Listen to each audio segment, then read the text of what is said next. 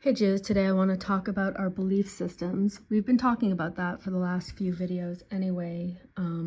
When we looked at Rabbi Kalazan's video of rationality and faith, I'll link it in the description. When we build our belief system, meaning what we believe to be true, what we believe is happening around us in our reality, what we know about reality is based on something. Sometimes these belief systems get challenged. When your belief system is challenged, you try to gain understanding of what happened, what's happening. And maybe we need to reevaluate our belief system. How do we do that? We obtain knowledge. Now, we've talked in different videos about truth, about objective reality, about minimum viable truth, fractured reality. And we've talked a lot about consciousness. So these are all concepts that we have to think about. And especially when we are trying to understand our reality, because there's a dual understanding that needs to happen. We looked at that when we looked at Perek Shira with the bat and with Ishaya 41, Nachamu, comfort. The understanding is a comfort. Two levels of understanding. Understanding the physical reality and understanding the spiritual reality. Having a dual understanding based on your belief and based on your knowledge, says the Ramban, I'm not sure. And when our belief system is tested and we obtain more knowledge, we hopefully should be gaining more understanding. That's the process here. That's the whole process of the end times. That we should look around our reality and our belief system should be shaken at certain times. It should be shaken. The events of our reality are somewhat crazy a lot of the time. So we need to constantly make sure that we're anchoring our belief system in something that is stable. Now, we all know that generations come and the generations go, but the nation of Israel endures. Different groups of people, different empires have come and gone throughout history, throughout time.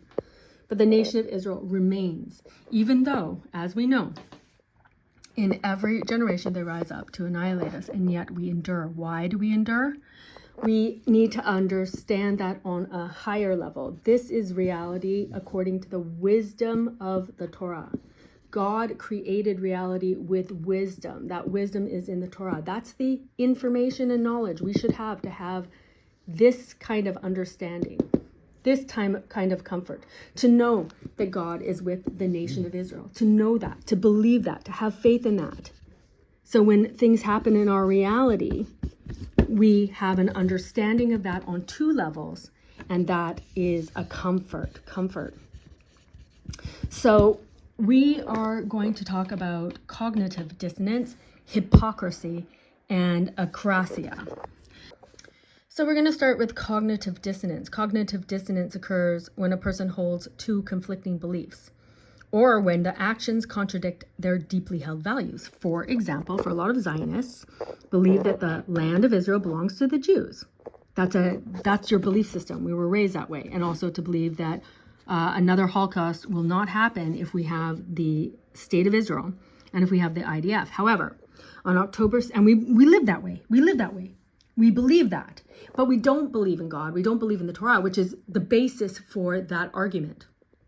The basis for the argument that the land of Israel belongs to the Jews, it comes from the Torah, comes from the history of the Torah, of the Jewish people, which is in the Torah and all of the archaeological evidence that supports that. So we believe that, but we don't believe in God. We don't believe in keeping the laws of the Torah. So that's a cognitive dissonance. How are you living your life with that belief and yet not living not going fully into that? So on October 7th, your belief system may have been tested. And that's the point. That's the point of the end times. Because the Jewish nation is a holy nation, supposed to be a holy nation, living by these laws, the Torah laws. These Torah laws make us a goy kadosh, a holy nation, a nation with wisdom and understanding. Not a goy navel, a nation without any wisdom or understanding, a goy navel, which is sadly what I believe is the majority of the Jewish nation at this point. Goy navel. Goy navel, living either with cognitive dissonance or with hypocrisy or with akrasia in terms of your belief system, our belief system, and how we behave, how we act, how we live our lives. So again, the way we build our belief system is on knowledge, and it should help us understand. We should be living in a way that's congruent with our belief system, and everything's making sense to us, both in our physical reality and on a spiritual level, because that's the information. So there's two types of understanding, like we said, the understanding on a spiritual level, because it's based on wisdom, and the understanding on a physical level, because we have the information and knowledge, we understand, it's aligning with our belief system. So the other, number two, so that's cognitive dissonance. Number two is hypocrisy, which is when someone publicly professes certain values, but privately behaves in a contradictory way. So unlike cognitive dissonance, which is often subconscious, so you've never really asked yourself, you've never perhaps even gone and explored the information in the Torah. You've never wondered about that. You've always just had this belief that the state of Israel belongs to the Jews. And that's it. I mean, it makes sense to you. Let's continue. But there are conditions. There are conditions that God gave the holy nation of Israel, this land, the Holy Land. So it may just be a subconscious thing, but it could cause cognitive dissonance or some sort of psychological uncomfortable situation when your belief system is challenged, and perhaps you don't know where to obtain new knowledge, new information. But as a Jew, we should be getting that from the wisdom of God in the Torah. So cognitive dissonance is subconscious usually, but hypocrisy involves an element of deceit, whether towards oneself or towards others. So, for example, people can talk about modesty all day long, but don't act in a modest manner. Or, for example, the rabbis that teach about trust and faith in God, but secretly engage in unethical business practices, for example, or take money from non-Jewish sources, non-kosher sources, or, support the anti-Torah laws of the Zionist state of Israel. So we say one thing like, Ein od milvado, there's nothing but God, but we also act in another manner. That is hypocrisy. That's hypocritical. So again, if we believe in something, we behave in that way. We show God, we show ourselves, we show that we understand something by behaving in a way that is congruent with our belief system. For example, let's just take climate change. Climate change activists. And I'm not even talking about climate change. I'm just giving this as an example. When people wholeheartedly believe in the climate change crisis, okay, they're going to go now and be activists. They're going to go and throw paint on the Mona Lisa. They're going to go and shut down highways. They're going to go there. They believe something, and then so they're acting, they're behaving in a way that is congruent with the belief system. And at least for that, I can respect them. I don't respect what they do. And I don't respect this belief based on the knowledge and information that I have, and the wisdom of the Torah. I don't believe that, okay? But I respect people who live in a way that shows that they truly do believe in their convictions, in their whatever they've learned. They believe in it.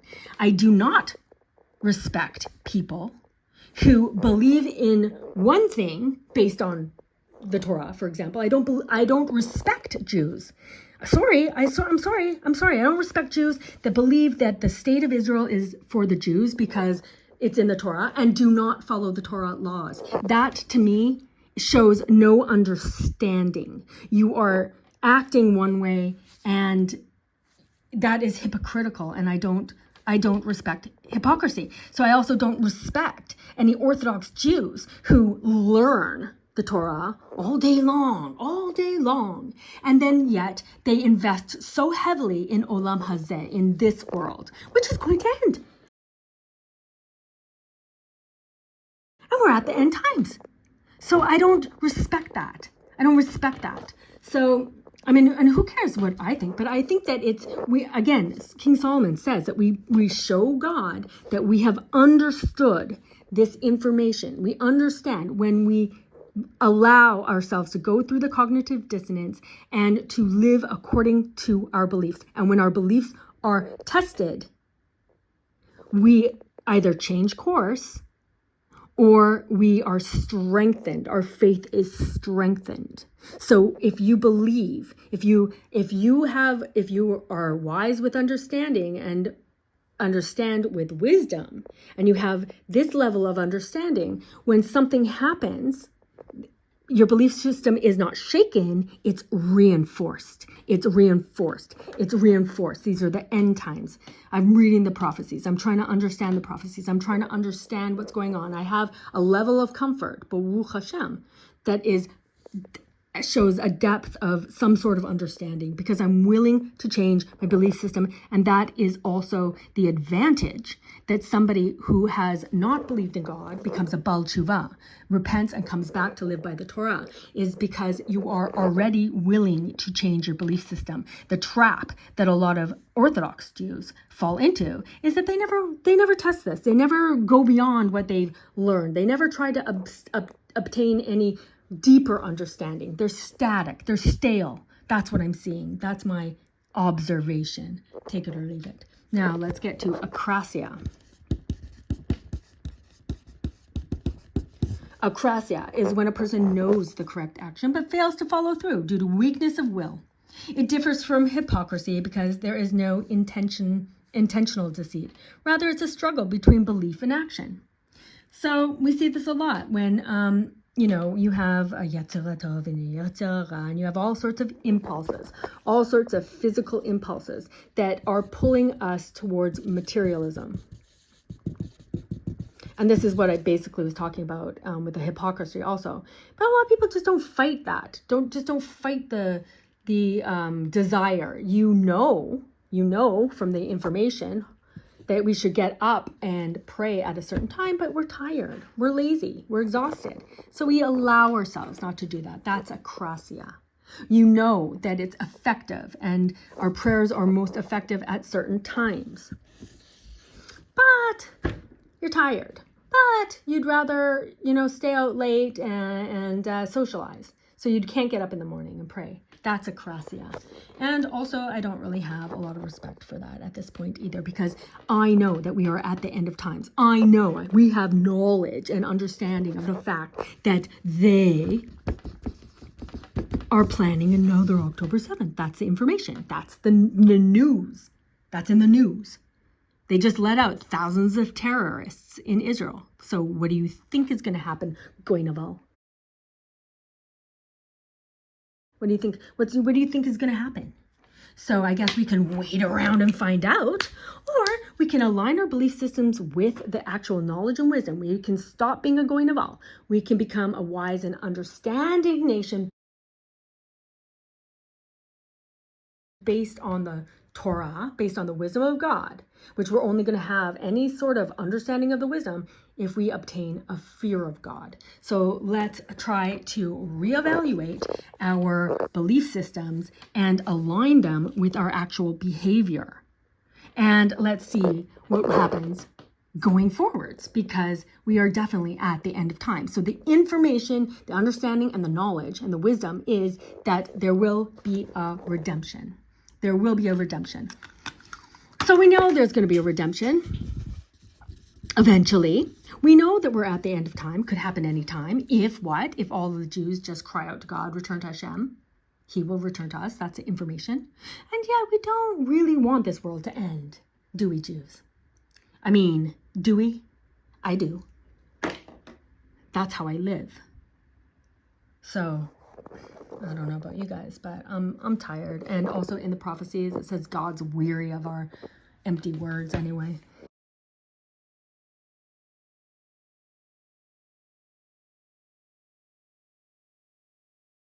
That's what it says in the end time prophecies of Malachi. I think that we have wearied God with our words. Weary as in tired.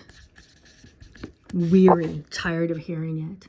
But your words have little meaning at this point unless you change your behavior.